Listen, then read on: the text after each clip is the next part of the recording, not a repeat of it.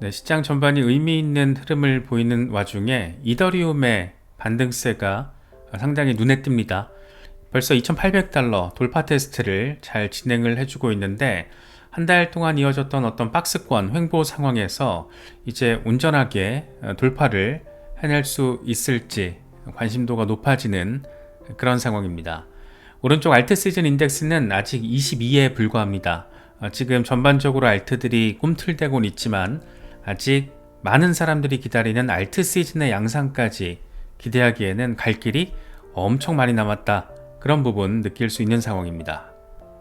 현재 암호화폐 시장은 전례 없는 기관 자금 유입과 규제 환경의 긍정적인 변화라는 두 가지 강력한 동력에 힘입어서 새로운 국면을 맞이하고 있는 것 같습니다. 특히나 이더리움 현물 ETF로의 대규모 자금 유입은 단순한 통계적인 수치를 넘어서 전통 금융권 자본이 전체 디지털 자산 시장으로 유입되는 거대한 물꼬를 튼 상징적인 사건으로도 평가되고 있습니다. 이건 암호화폐 시장이 단순히 투기적인 개인 투자자들의 관심에 의존하던 그런 단계를 넘어서 장기적이고 안정적인 기관 자본의 배치가 가능해지는 일종의 성숙 단계로 진입하고 있다는 것으로도 바라볼 수가 있습니다. 이런 시장 역학의 근본적인 변화는 디지털 자산의 장기적인 재평가, 그리고 시장 사이클의 안정성 증대로 이어질 수가 있습니다. 최근 이더리움 기반 투자 상품들은 기관 투자자들의 강력한 신뢰 회복을 보여주면서 7주 연속 순유입을 기록했습니다. 가장 최근 주에는 2억 9,640만 달러 자금이 유입됐고, 지난 7주 동안 이더리움 연계 ETF에는 소매 그리고 기관 투자자로부터 모두 17억 달러 이상의 자본이 유입됐습니다. 이런 꾸준한 자금 유입은 이더리움에 대한 지속적이고 상당한 수요를 꽤나 명확히 보여주는 부분으로 바라볼 수가 있습니다. 특히 블랙록의 이더리움 현물 ETF는 이런 흐름의 주요 동력으로 2억 8,130만 달러를 유치하며 15일 연속 순유입을 기록했습니다. 이건 2024년 11월 미국 대선 이후 가장 강력한 순유입 기록인데, 지금 현재 시장의 강세 모멘텀을 느끼게 만드는 그런 부분입니다. 현재 이들 ETF의 총 보유량은 377만 이더로 지난 2월 최고치 381만 이더에는 살짝 못 미치지만 여전히 추가적인 상승 여력이 남아있는 부분으로도 해석되고 있습니다. 자금 유입의 주요 동력으로는 먼저 스테이블코인 낙관론과 토큰화 동향을 꼽을 수 있습니다. 스테이블코인과 토큰화에 대한 빠르게 진화하고 있는 서사는 이더리움으로의 자금 유입을 견인하고 있는 것 같습니다. 비자, 마스터카드, 스트라이프와 같은 주요 핀테크 기업들의 관심 증가는 이더리움 같은 이 퍼블릭 블록체인이 글로벌 결제, 송금, 탈중앙화 금융에서 어떻게 활용될 수 있는지에 대한 인식을 변화시키고 있습니다. 또 스테이킹 승인에 대한 기대감 역시 간단치 않은데, SEC가 이더리움 현물 ETF의 스테이킹 기능을 허용할 수 있다라는 그런 기대가 커지면서 투자자들의 관심이 증폭되고 있습니다. 5월 29일 SEC 기업금융부는 특정 스테이킹 활동이 증권으로 분류되지 않을 수 있다는 것을 시사했는데, 이건 상당히 중요한 진전으로 평가받고 있습니다. 인베스코는 이미 갤럭시 이더리움 ETF의 스테이킹을 통합하기 위한 서류를 제출하면서 업계에서는 준비 태세를 이미 마친 그런 상태이기도 합니다. 또 입법적인 순풍 역시 의미가 있는데, 미국 상원에서 추진하고 있는 지니어스 법안은 이 스테이블코인 규제를 목표로 하고, 이건 더 넓은 채택에 필요한 규제 명확성을 제공할 수 있습니다. 이 법안이 통과되면 이더리움은 규제 준수 스테이블코인 발행 그리고 거래 인프라로서의 역할을 공고히 하면서 ETF 자금 흐름을 더 촉진할 수 있습니다. 특히 위험 심리가 개선되는 상황도 의미부여가 가능한데, 인플레이션 데이터가 안정화되고 중앙은행들이 통화정책 완화 조짐을 보이면서 글로벌 시장의 위험 선호도가 점차 회복되고 있습니다. 이더리움 네트워크의 고유 주소 수는 2분기에 70%라는 인상적인 증가율을 기록하며 이달 초에 1740만 개 사상 최고치를 달성했습니다. 이건 신규 사용자 유입과 참여 확대가 크게 늘었다는 것을 의미하는데, 6월 10일 기준 활성 주소 수는 1640만 개로 여전히 높은 수준을 유지하고 있습니다. 일간 활성 주소는 2025년 6월 9일 기준으로 대략 52만 2천여 개였지만 2분기 고유 주소의 상당한 증가는 새로운 참가자 유입에 강력한 어떤 기저 추세를 보여주는 부분입니다. 특히 레이어2 솔루션인 베이스 네트워크가 이런 성장을 주도하면서 이번 주에 1129만 개 주소 가운데 72.8%를 차지했습니다. 이더리움 메인넷은 223만 개 주소를 기록했습니다. 이건 레이어2 확장 솔루션이 이더리움 생태계 전반의 확장과 사용자 유치에 성공했다는 것을 보여주는 부분이기도 합니다. 이더 BTC 비율 상태도 상당한 기대감을 제시하고 있습니다. 이건 이더리움 가격을 비트코인 가격과 비교하는 핵심 지표로서 이 시장 추세와 자본 순환을 파악하는 데 중요한 역할을 합니다. 이 비율이 상승하면 이더리움이 비트코인을 능가하고 있다는 것을 의미하고, 이건 종종 알트코인 시즌의 시작이나 전반적인 시장 위험 선호도의 증가를 나타냅니다. 최근 데이터는 이더 BTC 비율이 강세를 보이고 있다는 것을 꽤 선명히 보여주고 있습니다. 지난주에 3.21% 증가했고 지난달에는 5.13% 상승했습니다. 시장 분석가들은 이더 BTC 바닥과 또 강력한 이더리움 강세 파동의 시작에 대해서 점점 더 많은 이야기들을 제시하고 있고, 알트코인 시즌이 이제 곧 시작될 것이거나 이끌 준비가 됐다, 이런 얘기들도 많이 나오고 있습니다. 비트코인에 대한 몇 주 동안의 대칭 삼각 패턴에서 기술적 돌파가 발생한 것은 이런 강세 심리와 이더리움이 다음 시장을 주도할 거라는 기대를 더욱더 강화하는 꽤나 클래식한 패턴이라고도 할 수 있습니다.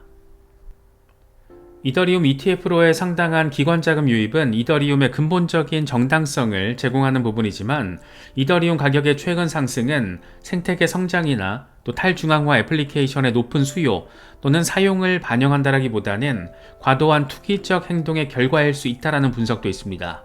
예를 들어서 유니스왑과 같은 이더리움 기반 덱스의 거래량은 지난주에 17.1% 감소한 것으로 나타났습니다.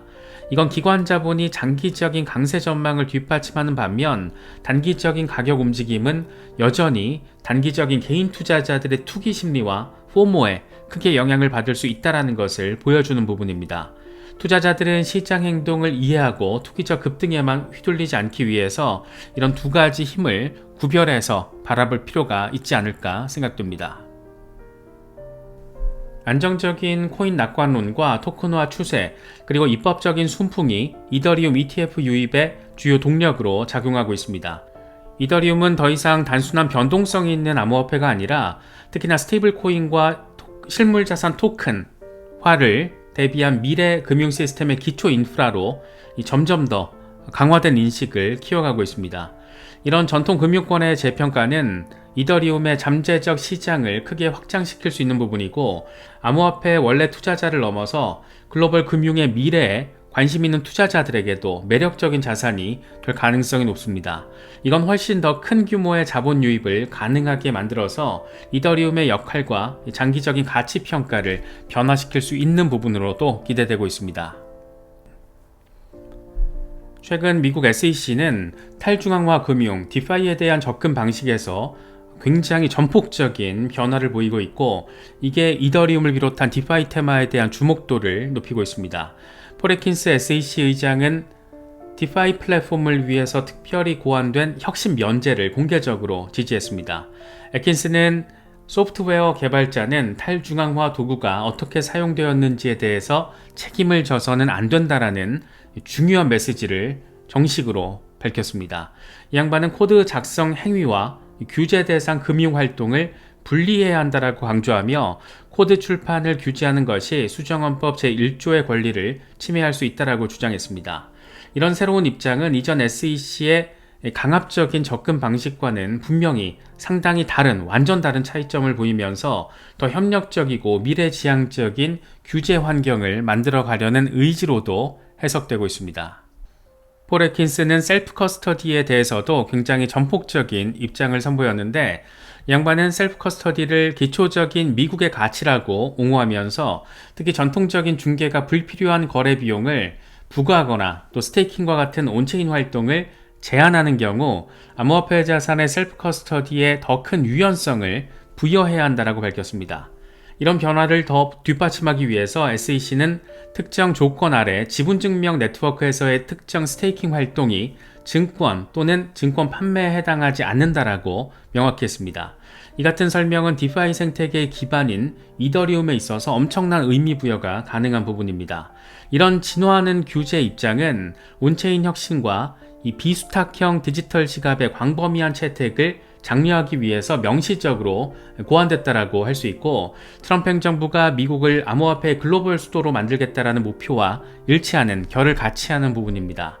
하지만 이 양반은 업계가 미국 땅에서 자신있게 혁신하고 확장하기 위해서는 구체적인 규칙 제정이 필요하다라며 신중한 입장도 함께 밝히기도 했습니다. 솔라나와 관련해서도 매우 의미 있는 소식이 더해졌습니다. SEC가 솔라나 현물 ETF 신청사들에게 다음 주 안에 S1 서류를 다시 제출할 것을 공식적으로 요청을 했습니다. 이건 규제 당국의 적극적인 개입을 시사하는 부분인데, 특히나 SEC는 발행사들에게, 그러니까 신청사들에게 현물 상환에 대한 문구를 수정하고, 또 가장 주목할 만한 점으로 지금 지목되고 있는 게 ETF의 스테이킹에 대한 접근 방식을 명시하도록 요청을 했습니다. 이건 SEC가 솔라나 ETF의 스테이킹을 허용하는 데 개방적이라는 이 시그널로도 해석이 가능하고, 스테이킹 관련 문구가 삭제됐었던 이더리움 ETF에 대한 이전의 입장과는 또 사실 굉장히 큰 대비를 이루는 그런 부분입니다. SEC는 이런 새로운 제출 서류를 검토하고 30일 안에 의견이나 피드백을 제공할 것으로 지금 예상되고 있는데, 이건 과거 암호화폐 ETF 검토에 비해서 잠재적으로 또 신속하고 집중적인 승인 절차가 이루어지는 것 아니겠냐라는 그런 기대감으로 번지고 있습니다. 업계 소식통과 분석가들은 이런 상황이 솔라나 ETF의 승인까지 꽤 단기간에 이루어질 수 있다라고, 그러니까 3에서 5주 안에도 가능할 수 있다라고 꽤나 낙관적인 전망을 제시하고 있습니다. 블룸버그의 ETF 애널리스트인 에릭 발추나스와 제임스 세이파트는 솔라나 현물 ETF 승인 확률을 90%로 크게 상향 조정했습니다. 특히 제임스 세이파트는 6월 말 또는 7월 초에 승인이 이루어질 수도 있다라고 예상을 하며, 이건 10월의 공식 240일 마감 기한보다 훨씬 앞선 시점에 해당합니다. 바네크, 21 쉐어스, 그레이스케일 등과 같은 여러 주요 자산 운용사들이 솔라나 ETF 승인을 위해서 적극적으로 경쟁하고 있는데, 이건 강력한 기관 관심과 준비 태세를 보여주는 그런 부분으로도 바라볼 수가 있습니다. 솔라나 현물 ETF 출시에 대한 기대감을 키우는 부분은 지난 2월에 이미 CME에서 솔라나 선물이 출시된 그런 상황입니다. 이건 비트코인과 이더리움이 밟았던 경로를 그대로 따르는 건데, 이 규제된 선물 시장의 존재가 현물 ETF 승인에 앞서서 선행을 하면서 SEC가 기초자산의 시장 성숙도와 유동성에 대해서 점점 더 편안하게 바라보고 있다는 것을 시사하는 부분이기도 합니다. 또 캐나다는 이미 2025년 4월 16일에 최초의 솔라나 현물 ETF를 북미에서 출시하면서 선두를 달리고 있고, 이건 주목할 만한 게 스테이킹 기능을 포함하고 있기 때문입니다. 이건 실제 운영 모델을 제공하고 제품 개념을 더욱더 검증할 수가 있습니다. 2024년 12월까지 미국에 상장된 비트코인과 이더리움 ETF의 총 운용 자산은 1380억 달러라는 기록적인 수치를 달성하면서, 이런 규제된 상품들이 엄청난 기관 수요와 또 자본을 끌어들였다고 바라볼 수가 있습니다. 솔라나 ETF는 이와 동일한 강력한 전통 금융권의 관심 물결을 탈 수 있게끔 하는 것을 목표로 바라보고 있지 않을까 생각됩니다. 솔라나는 지분증명과 역사증명을 결합한 독특하고 고효율적인 하이브리드 합의 메커니즘을 사용하고 있습니다. 이 혁신적인 접근 방식은 매우 높은 거래 속도와 굉장히 낮은 거래 비용을 가능하게 합니다. 네트워크 거래 수수료는 거래 건당 거의 제로 수준이라서 믿을 수 없는 정도로 낮게끔 책정이 되어 있고, 고빈도 애플리케이션과 소액 거래에 매우 매력적입니다. 괜히 민코인 프로젝트들이 솔라나 위에서 미쳐 날뛰는 게 아니다 라는 부분을 느낄 수 있는 부분입니다. 솔라나는 새로운 솔 토큰이 생성돼서 검증인과 스테이커에게 보상으로 분배되는 인플레이션 모델로 운영됩니다. 초기 인플레이션율은 연 8%였고 지금은 한 5% 수준으로 감소했고 또 장기적으로는 1.5% 수준까지 하락할 것으로 예상되고 있습니다. 이런 구조화된 인플레이션은 네트워크 보안을 장려하는 데 중요하다는 평가를 받고 있고, 하지만 이런 인플레이션에 대응하고 이 디플레이션 압력을 도입하기 위해서 모든 거래 수수료의 50%가 영구적으로 소각돼서 네트워크 사용량이 증가하면 할수록 솔라나의 유통 공급량을 효과적으로 줄이는 이런 나름의 또 독특한 토크노믹스 구조를 가지고 있습니다. 솔라나 보유자는 검증인 노드에 토큰을 위임해서 네트워크를 적극적으로 보호하고 보상을 받을 수 있습니다. 이 프로세스는 비수탁형으로 설계돼서 스테이커는 스테이킹 기간 내내 솔라나에 대한 완전한 소유권과 통제권을 유지합니다. 스테이킹 보상은 일반적으로 스테이킹 활성화 이후에 두 에포크 이후 발생하기 시작하고, 언스테이킹 시에는 일반적으로 한 에포크의 비교적 짧은 언바운딩 기간이 있습니다. 이런 예측 가능성과 스테이킹된 자산의 빠른 해제는 이더리움의 가변적인 언스테이킹 시간과 비교할 때 핵심적인 차별점으로도 지목이 됩니다. 또 솔라나 토큰 보유자는 중요한 네트워크 매개 변수, 업그레이드, 그리고 개선 사항에 대한 변경을 제한하고 투표할 수 있는 상당한 거버넌스 권한을 보유하는데, 개발에 대한 커뮤니티 주도 접근 방식을 촉진하는 부분으로도 바라볼 수가 있습니다. 어쨌든 알트 대장인 이더리움이 상당히 단단한 움직임을 보여주고 있고, 디파이 규제 완화를 통한 디파이 프로젝트들에 대한 관심이 높아지고 있고, 솔라나 역시 상당히 의미 있는 상황을 맞이하면서 이더리움과 솔라나, 이 레이어 1 알트 대장들의 어떤 쌍끌이 전략이 알트 시즌의 문을 여는 포문 역할 할 수 있지 않을까, 그런 생각도 드는 것 같습니다. 물론 시간이 좀 더 필요할 것 같고 그 사이에 어떤 변수가 또 들이닥칠지는 알 수는 없지만, 일단 지금 상황에서 긍정적인 소식들 전해지고 있다는 거 잘 참고하시면서 전략적인 대응 하실 수 있으면 좋겠습니다.